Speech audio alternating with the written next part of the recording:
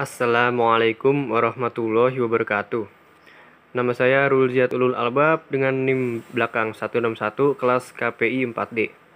Saya di sini ingin menyampaikan sebuah ceramah tentang ikhlas beramal. Alhamdulillahirrabbilalamin. Wassalatu wassalamu ala asyrafil anbiya wal mursalin Sayyidina wa maulana Muhammadin wa ala alihi wa sahbihi ajmain amma ba'du. Marilah kita panjatkan puji dan syukur kehadirat Allah Subhanahu wa taala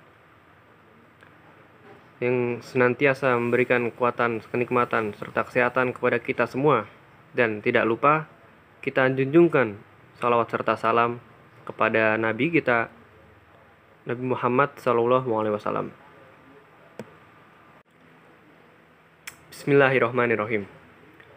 An Umar anna Rasulullah sallallahu alaihi wasallam qala a'malu bin niyati wa likulli imri'in ma nawa faman kanat hijratuhu ila Allahi wa rasulihi fa hijratuhu ila Allahi wa rasulihi wa man kanat hijratuhu dunya yusibuha aw amra'ati yatazawwa juha fa hijratuhu ila ma hajara ilaihi.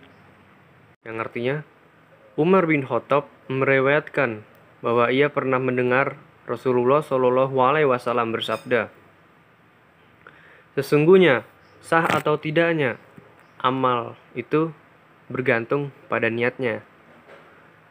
Yang dianggap amal setiap orang adalah apa yang dia niati. Barang siapa yang berhijrah semata-mata karena taat kepada Allah dan Rasulullah, maka hijrah itu karena Allah dan Rasulullah.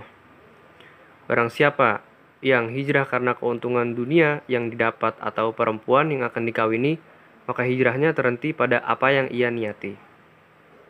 Hadis riwayat Al-Bukhari dan Muslim. Yang maksudnya adalah niat itu merupakan sebuah keharusan dalam amal. Niat itu tempatnya ada di dalam hati dan tidak seharusnya dilafazkan. Niat seseorang sangat menentukan diterima atau tidaknya amalan tersebut. Sudah sepatutnya kita memperhatikan dengan seksama apa motivasi kita dalam melakukan sesuatu.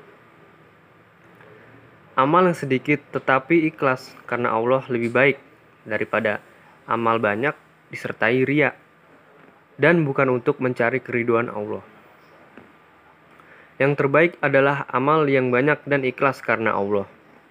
Allah berfirman, Alladzi khalaqal mauta wal hayata liyabluwakum ayyukum ahsanu amalan wa huwa azizul ghafur. Yang artinya, yang menjadikan mati dan hidup supaya dia menguji kalian siapa di antara kalian yang paling baik amalnya, dan dia maha perkasa lagi maha pengampun. Surat Al-Mulk ayat 2.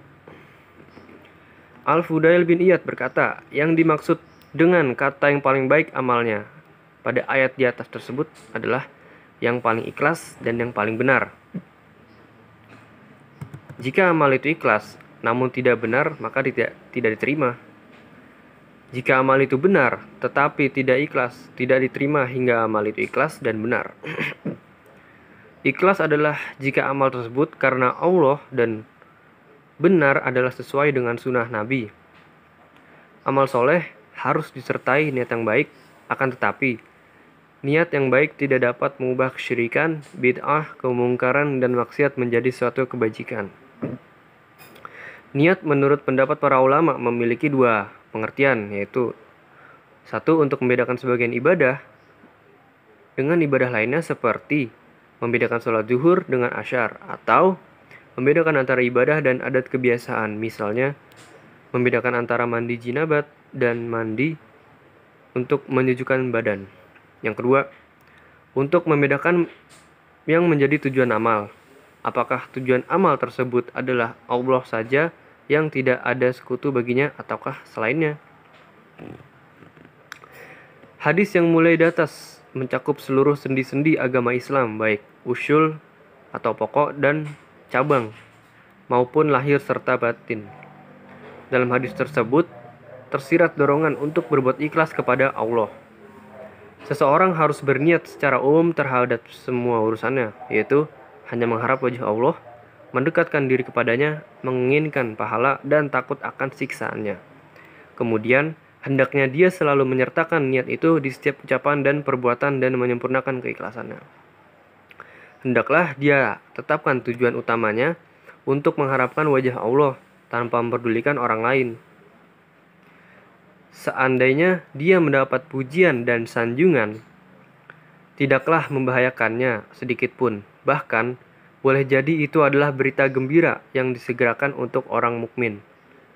Siapa yang mengarahkan niatnya bukan kepada tujuan yang mulia, maka luputlah kebaikan dari dirinya. Baiklah, demikian yang bisa saya sampaikan. Semoga bermanfaat untuk kita semua. Kurang lebihnya, saya mohon maaf. Dan apabila saya benar, maka itu datangnya dari Allah Subhanahu wa taala. Wabillahi taufiq wal hidayah. Wassalamualaikum warahmatullahi wabarakatuh.